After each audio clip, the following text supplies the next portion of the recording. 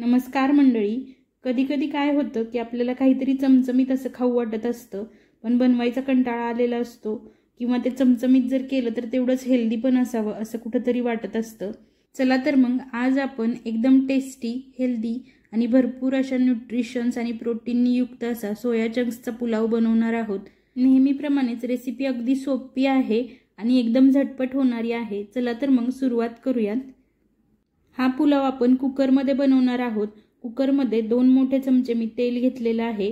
तेलाऐवजी तुम्ही तुपाचा वापर केला किंवा बटरचा वापर केला तरी सुद्धा चालू शकते. पाव चमचा जिरे घालायचं, 4-5 लवंगा, 4-5 मिरी घालायच्या. त्यानंतर 2 तमालपत्राची पानं घालायची, 2 दालचिनीचे तुकडे घालायचे. त्यानंतर 2 मीडियम साईजचे कांदे मी उभे पातळ चिरून घेतले होते. हे कांदे तेलामध्ये घालून घ्यायचे. खडे मसाले तेलामध्ये घातल्यामुळे याचा फ्लेवर पुलावमध्ये खूप छान उतरला जातो. कांदा चांगला गोल्डन ब्राऊन कलरवरती परतून घ्यायचा. तोपर्यंत तुम्ही जर माझ्या यूट्यूब चॅनलवर नवीन असाल तर प्रियंका घारमळकर या यूट्यूब चॅनलला सबस्क्राईब करा. फेसबुक आणि इंस्टाग्रामवरती सुद्धा फॉलो करा. कांदा चांगला परतून झाल्यानंतर यामध्ये 1 मोठा चमचा आलं, लसूण आणि हिरव्या मिरचीची पेस्ट घालायची. इथे मी 10 ते 12 लसणाच्या पाकळ्या, 1.5 इंच आल्याचा तुकडा आणि 2 हिरव्या मिरच्या घेऊन त्याची पेस्ट बनवलेली आहे. मिरचीचं प्रमाण तुम्ही तुमच्या आवडीनुसार कमी किंवा जास्त करू शकता. कच्चा वास जाईपर्यंत आलं, लसूण, मिरचीची पेस्ट चांगली परतून घ्यायची. त्यानंतर 1 मोठा साईजचा टोमॅटो बारीक चिरून घेतलेला आहे. तो टोमॅटो सुद्धा चांगला परतून घ्यायचा. तुमच्याकडचे जर टोमॅटो साईजने छोटे असतील तर 2 वापरलेत तरी सुद्धा चालतील. टोमॅटो चांगला परतला जाण्यासाठी इथे मी चवीनुसार मीठ घालत आहे. सगळा पुलाव बनवण्यासाठीचं लागणारं मीठ मी एकत्रच इथं घातलेलं आहे. मी 2 चमचे मिठाचा वापर केला. तुम्ही तुमच्या आवडीनुसार मिठाचं प्रमाण कमी किंवा जास्त करू शकता. मीठ घातल्यानंतर चांगलं मिक्स करून घ्यायचं. 1-2 मिनिट चांगलं परतून घ्यायचं.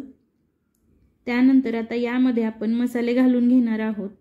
मसाल्यांमध्ये 1.5 मोठा चमचा बिर्याणी मसाला, 1 चमचा धने पावडर आणि अर्धा चमचा लाल तिखट घेतलेला आहे. तिखट तुमच्या आवडीनुसार कमी जास्त करू शकता. आणि पाव चमचा हळद घेतलेली आहे. हे सगळे मसाले कांद्यामध्ये घालून घ्यायचे आणि मिनिटभरासाठी चांगलं परतून घ्यायचं. लक्षात ठेवा, मसाले घालताना गॅसची फ्लेम लो ठेवायची आणि लो फ्लेमवरतीच हे मसाले 1 मिनिटभर परतून घ्यायचे. त्यानंतर यामध्ये अर्धी वाटी ताजं दही घातलेलं आहे. हे सुद्धा चांगलं तेल सुटेपर्यंत परतून घ्यायचं. व्हिडिओमध्ये तुम्ही बघू शकता.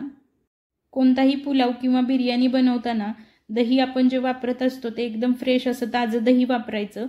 शक्यतो ते जास्त आंबट नसावं. बघू शकता अगदी मिनिटभरातच याला चांगलं तेल सुटलेलं आहे. आता यामध्ये आपण सोया चंक्स घालून घेणार आहोत.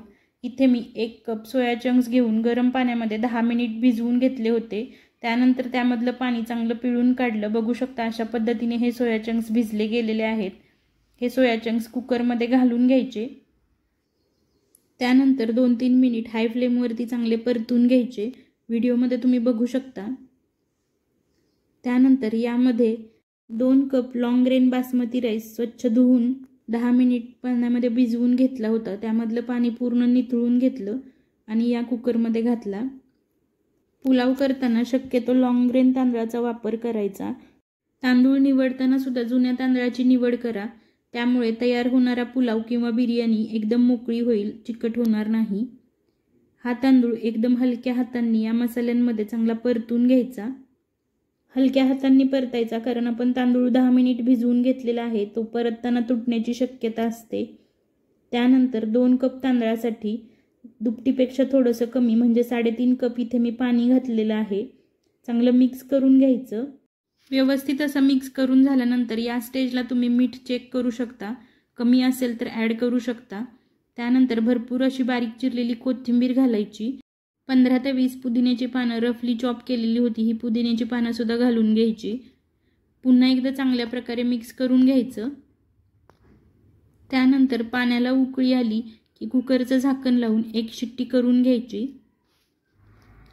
शिट्टी झाल्यानंतर कुकर पूर्णपणे थंड होऊ द्यायचा. त्यामधली वाफ पूर्णपणे रिलीज झाल्यानंतर पुन्हा एकदा 10-15 मिनिट वेट करा आणि नंतरच कुकरचं झाकण उघडा. अशा प्रकारे अगदी कमीत कमी वेळामध्ये आपला सोया पुलाव तयार झालेला आहे. झाकण उघडल्यानंतर अगदी हलक्या हातांनी हा पुलाव मिक्स करून घ्यायचा. आणि त्यानंतर प्लेटमध्ये सर्व करायचा। हा असाच खाल्लात तरीसुद्धा चालेल किंवा तुम्ही याच्यासोबत रायता खाऊ शकता, दही खाऊ शकता। सोबत तोंडी लावण्यासाठी कांद्याची फोड आणि लिंबाची फोड तर ठेवलीच पाहिजे। हा सोया पुलाव अगदी झटपट बनवून तयार होतो। भरपूर असा न्यूट्रिशन आणि प्रोटीनयुक्त असा सोया पुलाव तुम्ही सुद्धा नक्की बनवून पहा। यातला एक घास आता तुम्ही सुद्धा खा आणि कसा झालाय हे मला सांगायला अजिबात विसरू नका। आवडला असेल तर नक्की लाईक करा, रेसिपी तुमच्या मित्रमैत्रिणींसोबत शेअर करा। यूट्यूबवरती प्रियंका घारमळकर या चॅनलला सबस्क्राईब करा, फेसबुक आणि इंस्टाग्रामवरती सुद्धा फॉलो करा। पुन्हा भेटूयात अशाच एखाद्या नवीन रेसिपीमध्ये। व्हिडिओ बघितल्याबद्दल खूप खूप धन्यवाद।